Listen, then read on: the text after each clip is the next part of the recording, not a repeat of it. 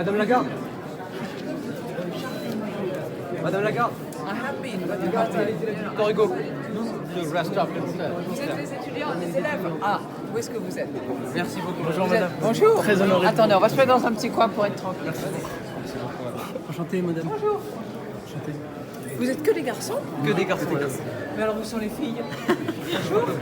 Il n'y a pas de filles dans votre lycée? Oh, si, il y en a. Mais Ah ça, bon c'est un groupe de TPE. Oui. Ah bon. Oui, oui. Alors vous êtes en quelle classe? On est Première. en première. Première ES. Économie Première sociale. ES, économie et sociale. Vous passez le bac français quand même à la fin de l'année ou il n'y a pas de bac Si, français? d'ailleurs, on vient de passer le bac blanc la semaine dernière. Ça s'est bien passé? Oui, plutôt bien, plutôt bien. Et au mois de juin, on vient le bac. On espère que ça va bien se passer. Ben oui, il n'y a pas de raison Ah oui. si vous bossez dur. Exactement. Bon là, il paraît que vous faites un exposé sur... Sur le bitcoin. Ouais, c'est le TPE. C'est le projet de fin d'année pour le bac. D'accord. Et c'est sur le Bitcoin. Donc on aimerait vous poser une question. Vous savez qu'on a fait une publication sur le Bitcoin. Oui, oui, on a vu. Vous avez vu? Oui, D'accord. oui. Il y a deux choses que je vous recommande aussi. Il y avait un numéro spécial dans les Échos de... Je crois que c'était pas ce week-end-là, mais le week-end dernier. Ça, c'est des recommandations de lecture. Hein, mais c'était vraiment un très très bon numéro d'au moins, je sais pas, c'était un 6 pages spécial sur le Bitcoin.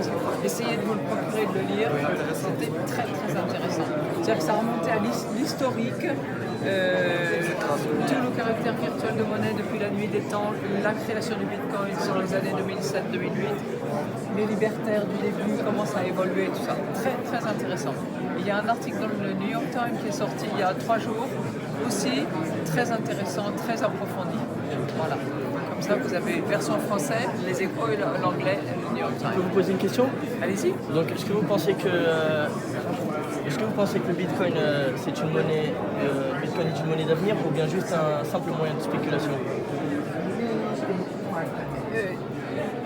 Je pense d'abord que de toute façon, ça a éveillé un tel intérêt que ça ne restera pas lettre morte. Pour autant, je pense que le Bitcoin et les autres monnaies virtuelles qui reposent sur le Distributed Ledger Technology et qui fonctionnent sur la base de l'anonymat et d'une certaine manière l'absence de transparence présentent un vrai grave inconvénient puisque c'est de nature à faciliter des échanges de monnaie de blanchiment d'argent, d'économie souterraine, de ce qui se passe sur le dark web et qui n'est pas du tout une bonne idée. Ouais, ah oui, ça, c'est Pour clair. les commerces de drogue, d'armes, de choses comme ça, c'est un moyen. Sûrement une des raisons pour laquelle les États l'ont interdit d'ailleurs. C'est une des raisons pour lesquelles ça fluctue, c'est une des raisons pour lesquelles certains États l'ont interdit. Dont le Maroc. Ça, c'est un aspect qui, à mon avis, est très important et qu'on doit prendre en considération et pour lequel, à mon avis, on doit obtenir une réglementation qui permette d'identifier les transactions et d'éliminer cette espèce d'obscurité dans le mécanisme. Mais le mécanisme en soi, il est très intéressant. Et le fait que des transactions peuvent être enregistrées, identifiées de manière non modifiable, ça, ce sont des technologies qui se développeront et qui viendront en soutien peut-être d'autres monnaies virtuelles, peut-être des monnaies qui seront des dérivés de fiat currency, on ne sait pas. Mais en tout cas, il y a un mouvement qui a suscité de l'enthousiasme, donc il faut comprendre ce qui se passe.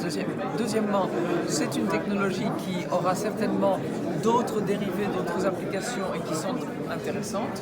Troisièmement, il faut impérativement éliminer cet aspect dangereux, obscur, de blanchiment d'argent, d'évasion fiscale qui sont absolument scandaleux. Sans compter qu'il y a un aspect purement spéculatif qui crée manifestement, qui entraîne le fait que ça ne peut pas être une monnaie dans les conditions actuelles. Quand vous avez un bitcoin qui passe de $1 000 à $20 000 puis à $10 000,